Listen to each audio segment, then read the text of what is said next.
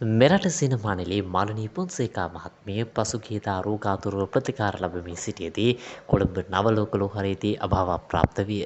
ඇය මේ යන විට වයස අවුරුදු 79 වන වියේ පසුවිය. දශක 6කට වඩා වැඩි කාලයක් ලාංකීය සිනමා ශාස්ත්‍රය වෙනුවෙන් අමිල මෙහෙවරක් ඉටු කළ ඇය සිනමා නිළියන අන්වර්ථනාමයෙන් හඳුන්වනු ලැබීය.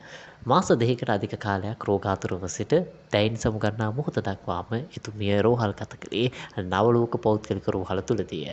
නවලෝක පෞද්ගලික රෝහලට ඇතුළත් වීමට පෙර මාලනී පොන්සේකා මහත්මිය කොළඹ මහරගම අපේක්ෂා රෝහලේද ප්‍රතිකාර ලබා තිබෙනවා.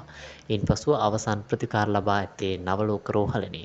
නවලෝක රෝහලේ ජයන්ත ධර්මදාස මහතා එහි අධ්‍යක්ෂකවරයා සිනිස්ටාස් පදනමේ සභාපතිවරයා පැවසුවේ මාලනී පොන්සේකා මහත්මියගේ පසුගියදා පැවති උපන්දින සාදය ඔහු විසින් නිර්මාණය කර මේ සඳහා සියලුම කලාකරුවන්ට ආරාධනා කළ බවයි.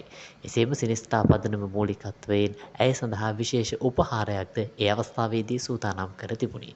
විශේෂයෙන්ම නවලෝක රෝහලේ කිසිදු මුදලක් මේ සඳහා අය නොකළ බව ජයන්ත ධර්මදාස මහතා සඳහන් කරන අතර මාලනී පොන්සේකා මහත්මිය අවසන් දින කිහිපයකට පෙර ජයන්ත ධර්මදාස මහතා අමතා එතුමන්ට විශේෂිත උපහාරයක් මාලනී පොන්සේකා මහත්මිය සිය අතින්ම ඔහු වෙත ලබා දෙන ලදී.